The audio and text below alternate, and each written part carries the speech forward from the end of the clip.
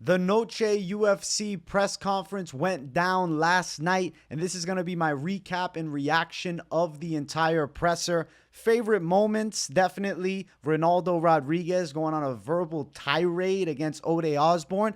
I couldn't understand most of it watching live because the words were too quick for the translator to drop any translations, but there was a little translation I found on Twitter later on, and we'll talk about that, but we are going to go in chronological order and talk about all of these key moments for the press conference. So make sure you guys smash the like button, and if you're new, subscribe. We're jumping right into it. First question was for Sugar Sean O'Malley, defending champion and our main event fighter. O'Malley was asked about fighting on the biggest stage possible and how he feels about the atmosphere at the Sphere.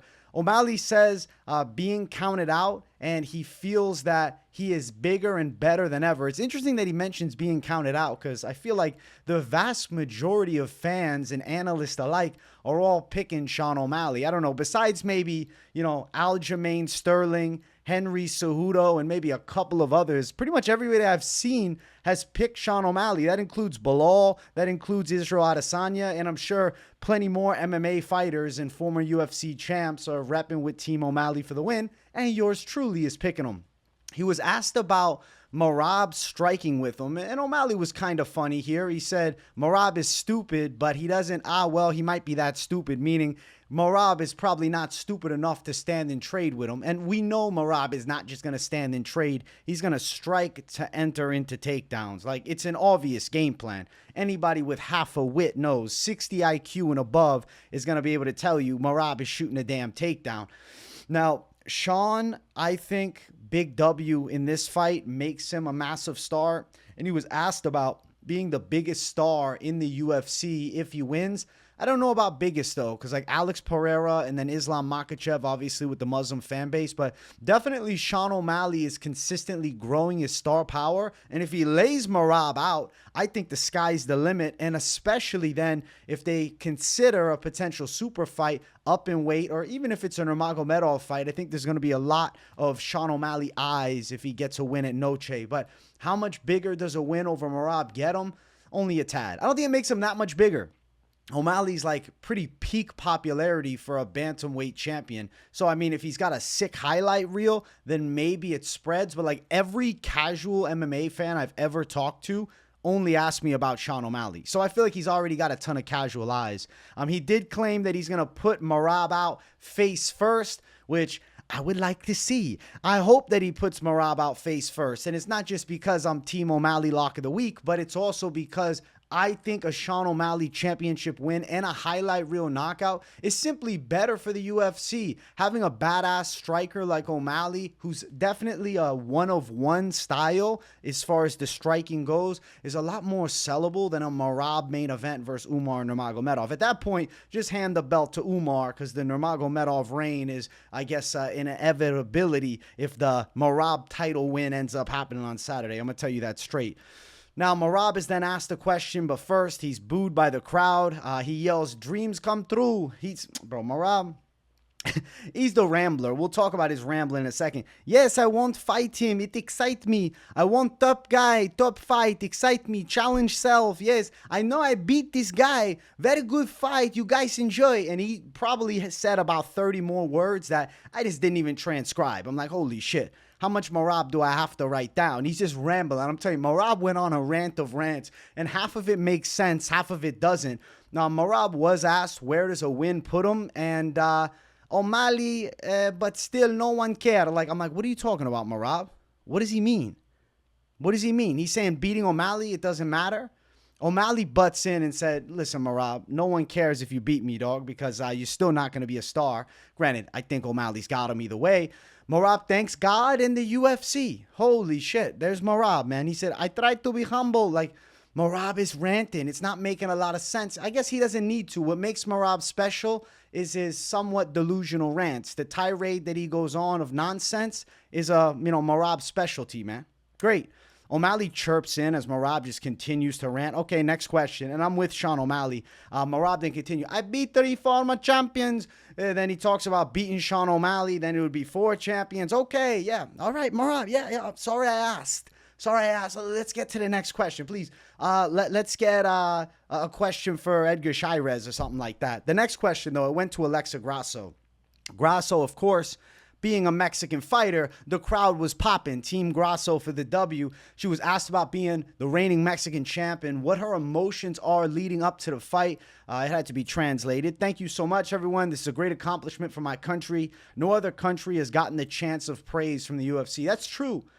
It's not like there's a, Independence for Dagestan card, or there's not even a freaking American Independence Day card. There's no July 4th card, but the Mexicans get the special love by the UFC.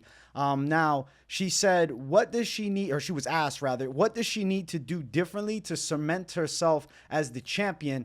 She said, I know everything that I need to do, and what happened in the past happened, referring to their draw that took place last time, and I'm sure Grasso's making nice adjustments, but it's not like Valentina isn't gonna. Valentina was asked, what does she have to do differently? And right away, she shouts out the Kyrgyzstan flag in the crowd, the one of them, and she said, it's not quality, it's quantity. And then she's like, wait. It's quality, not quantity. She flipped it initially. That was funny. She said she's going to have a huge motivation for all of the fans at this big event. And I think Valentina has somehow gotten better looking with age. I don't know. She's got a lot more of like, more sexy flow going for herself. I think her fan base late is growing. I don't know. She's she's gotten into that, cougar-esh territory, and the cult following continues to get bigger. If she gets a title win, I don't know, man. She could be a star beyond stars now. She's already been popular, but if she gets the belt back and somehow has like a second prime, she could be running up crazy, man. Now, the next question went to Raul Rosas Jr. Before the question is asked, Chihuihuis, he's asked about setting the stage to the card, and he said he's blessed to do what he loves, and he actually praises all of the fighters on the card, and he says eventually he's going to be headlining these types of events. And then a question went to Aoriqileng. It was about Rosas. Does he deserve the hype? And Rosas, but Aori says about Rosas that he's going to be the first guy to kill Rosas in his career so far. So he is saying he's knocking Rosas Jr. out. I like the confidence from Aori, and I definitely think he's going to be throwing heavy shots in the striking realm, but I expect Raul to pressure grapple and have success there. Now, this is where things got really fun. The rest of it was but things got really fun here. Ode Osbourne was asked about facing the prospect in Ronaldo Rodríguez, who's got a big fan base, actually. He's got over 500,000 followers on Instagram. Shout out to the Zins. I got to pop it in. And he's actually sparred with him in the past. And he was then asked about, like, the hype around Lazy Boy. Like, what does he think about it? Now, Ode says, who has he fought, though? I've fought almost everyone at flyweight. He says, Viva Mexico. Tune in. I'm guaranteed to show out. Okay, Lazy Boy doesn't like what he's hearing. He don't even understand what's being said, but the translations are coming from Zellhuber, who's sitting next to him. Lazy Boy goes crazy. He says something in Spanish, puta madre. He's talking his shit. He said, what's going to happen is I'm going to break your face. And I think a shit-talking star was born yesterday. I think that Ronaldo Rodríguez with a win here is on the fast track. I'm telling you, they got a Mexican star to build because he talks his shit. We need the shit-talking savages. I saw on Twitter, MMA Guru was comparing him to Manuel Cop. Nah, Manuel Cop is all right. He's right here. Ronaldo Rodríguez is here. He's already exceeded the Manuel Cop level of shit talk. Ronaldo Rodríguez, I don't need to know what you're saying, but the way his teeth flare to puta madre. And he was saying, what he also said, he said, shut the fuck up. I loved it. Holy shit. I don't think there's anything better than Mexican shit talk. And when they try to throw in a couple slurs in English and it's like slightly wrong, but still has that savage accent to it. I was very happy to see Ronaldo Rodríguez talking his shit. A loose translation. Here I am, F.A. got, you know what I'm saying? I don't know. YouTube might get me in trouble for saying it, so I won't say it. Osborne mentions that, you lost to a guy I KO'd in 30 seconds. He's referring to Jerome Rivera, who got a win over Ronaldo Rodríguez way back on the Contender Series some years ago. And then Ronaldo says in Spanish, oh, sorry, I forgot. Perdón. Rodríguez also called him a pendejo, which it means asshole, something like that. I think that's a loose translation of it. And then he said in Spanish, but this is the translation, you're on this card because of me. And then like I had said, a couple sentences ago, Rodríguez spoke to me and said, shut the fuck up. And he said, save that check. It's going to be the last one you get. After this fight, they're going to take you out of here. So he's saying that he's sending Ode Osbourne to the regional scene. Maybe PFL is going to be calling him after Ronaldo Rodríguez gets done with him, which I thought was pretty badass. Ronaldo Rodríguez's stock power is going through the fucking roof, man. He's talking crazy shit. He's a Mexican savage. I became a fan of Ronaldo Rodríguez after his debut. This is weird, guys. And I'm telling you, it must not have just been me. Immediately after Ronaldo Rodríguez's UFC debut, I followed his Instagram and I was shouting it out on the live stream Fight Companion. And then you look at Ronaldo Rodríguez's Instagram now, he's got hundreds of thousands of followers. So people must have been feeling that same thing. Let's see how many followers he has. Let's go to Ronaldo Rodríguez right now, live. Ronaldo Rodríguez, lazy boy. Let's see if we can find it. Ronaldo Rodríguez. All right. No, it's under Lazy Boy UFC. That's why I can't find it. Lazy Boy UFC. He has 564,000 followers. Holy shit, he's blowing up. One UFC fight? I'm telling you, this dude, if he can fight as good as he talks, even if he fights half as good as he talks, he's going to be a flyweight star. And we need somebody special like that. Rodríguez then like unbuttoned his shirt and he was just saying crazy shit. I didn't even understand.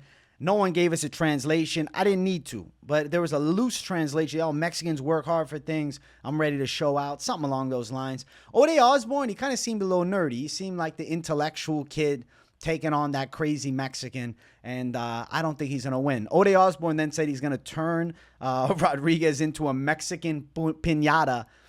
That was kind of funny. And then Rodríguez says, puta madre, to close out the exchange. And throughout the whole press conference, you see double middle fingers from Ronaldo Rodríguez. He's still taunting Ode Osbourne the whole time. In the face-off, they were still talking shit to each other. It was really fun. Best moments of the presser was definitely the back and forth between Ode Osbourne and Ronaldo Rodríguez. It was 10 out of 10 work. And I didn't even need to understand any of it to love it. So shout out Ronaldo Rodríguez for being an absolute savage. The dude's funny as hell. And I think a star is born. If he wins, holy shit, on this Noche card, Ronaldo Rodríguez is somebody to keep a damn eye on. Now back to the more simple questions. Zellhuber was asked what he expects from Esteban. He expects a great war. He's ready to win or die in the cage, and he respects Esteban's skills. Very classy.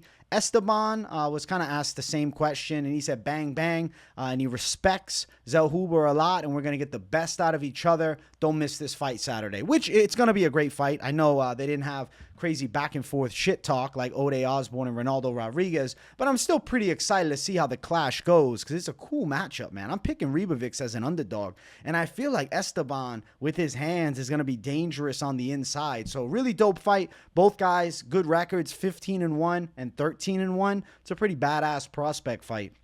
The next question went to Brian T. City Ortega, and it was asked about him and Diego giving a true Mexican war to the fans. And then, I don't know, Ortega, he seemed a little bit loopy. He had his fucking shades on, and he was like, they don't back out in striking or grappling. They don't know who I'm talking about. You guys will get a war Saturday. What do you mean they don't know? What? Was he referring to himself?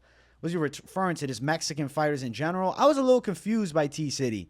I don't know. He seemed stoned. I don't know if he was stoned. I don't know. Maybe. He might have been high. To be honest, he looked kind of like he was baked off his ass. He had the shades on. He's just kind of sitting. Like, I've been there, bro.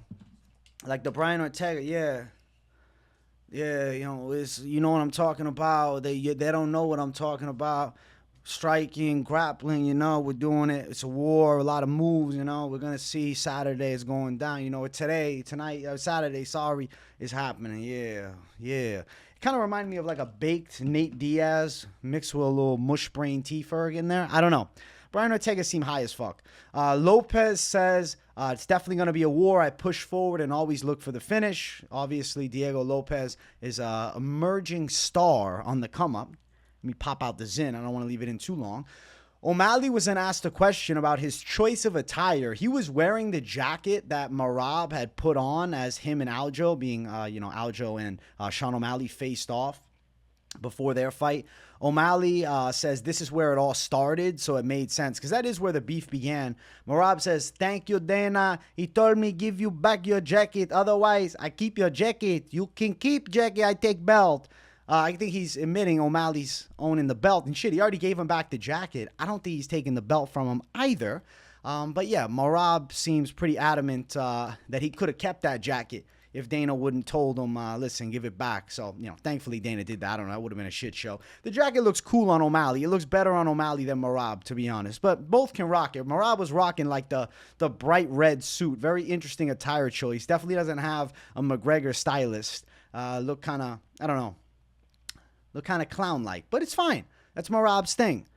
That's Merab's flow. It looks like, just a little goofy maybe. I don't know. Krusty the Krab type shit. I don't know.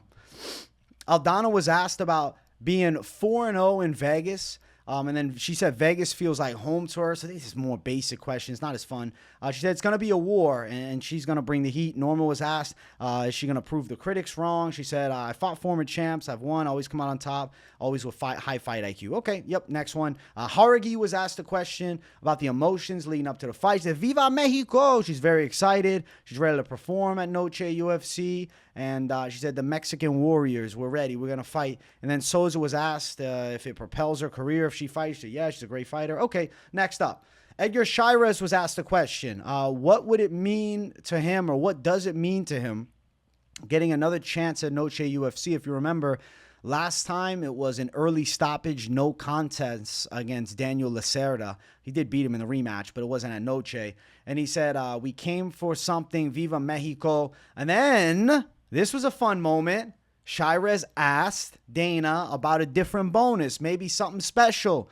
Because Dana White, if you guys remember, he said 0% chance of any, he said 0% chance of any bonuses that he's pressured into from the press conference. Sorry, Aspinall, Leon, I guess Aspinall didn't do it, but Leon Edwards and Bilal Muhammad, you guys fucked it up for everybody. UFC 304, killed it. Dana White was swayed to give big bonuses for multiple cards this year.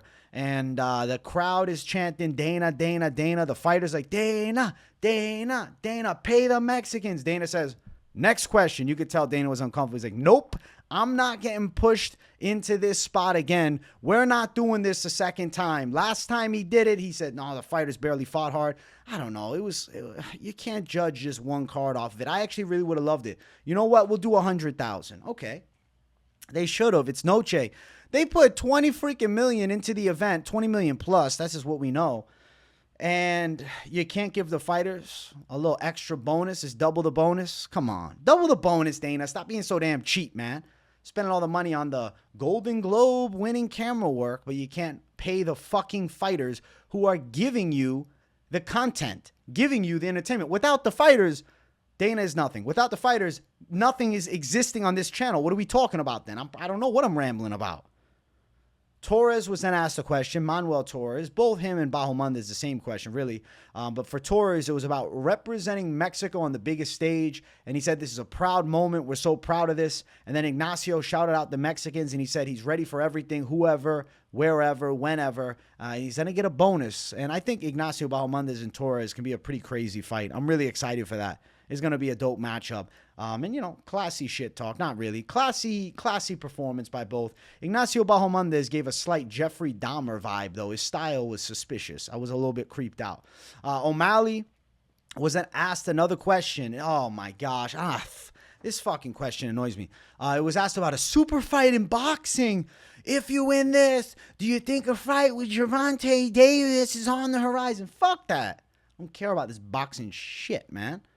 I don't want to see O'Malley box. I want to see him fight. I want to see him do MMA. Okay? I don't care, bro.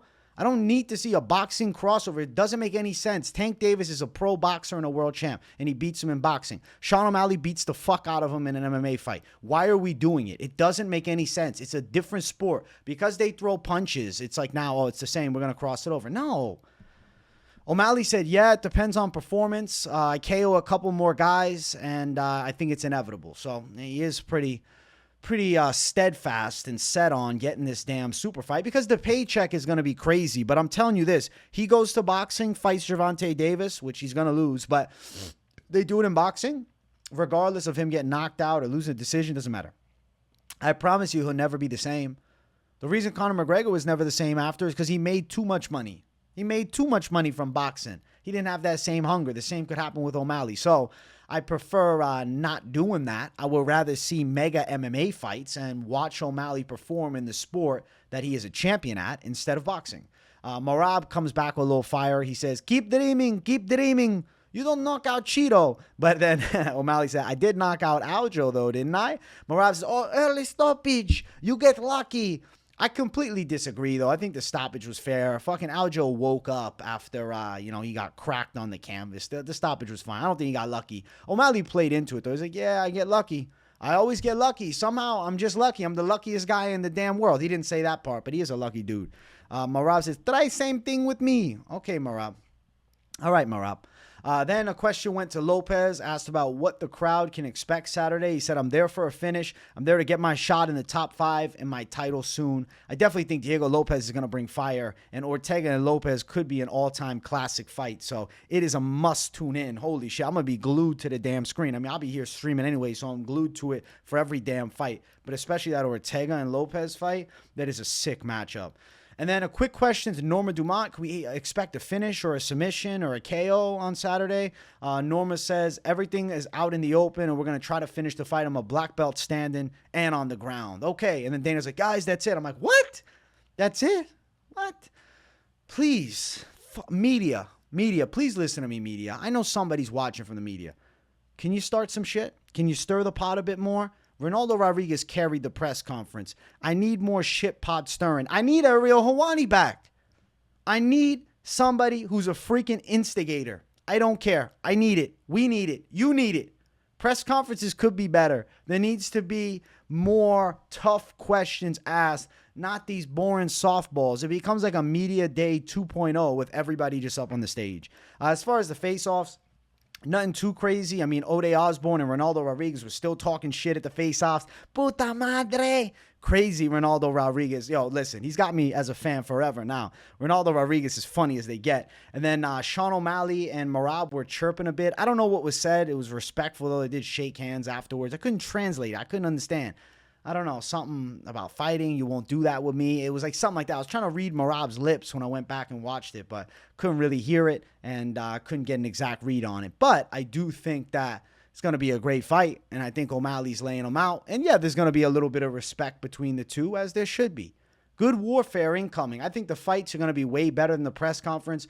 Watching the press conference live, I did a watch-along for it, and I gave it like a D rating, so I flamed it hard live. But on the rewatch, and then when I transcribed it to do notes for it, so I really sat and paid more attention, I'm going to put it to like a C+. Like, it wasn't that bad. I was really shitting on it hard last night. It wasn't the worst press conference ever. It was okay, and shit, a star was born in Ronaldo Rodríguez. If he can fight half as good as he talks, I'm telling you, he's going to take the UFC by storm. Holy shit.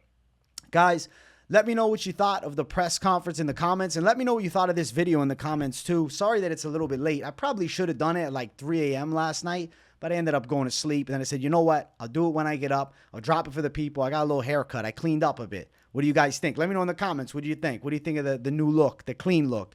I hope you guys are doing well, though. So thank you all for tuning in. Smash the like button. If you guys are new, subscribe it up. W's in the comments if you got nothing to say. Thank you all for watching. That's my press conference reaction. I appreciate it.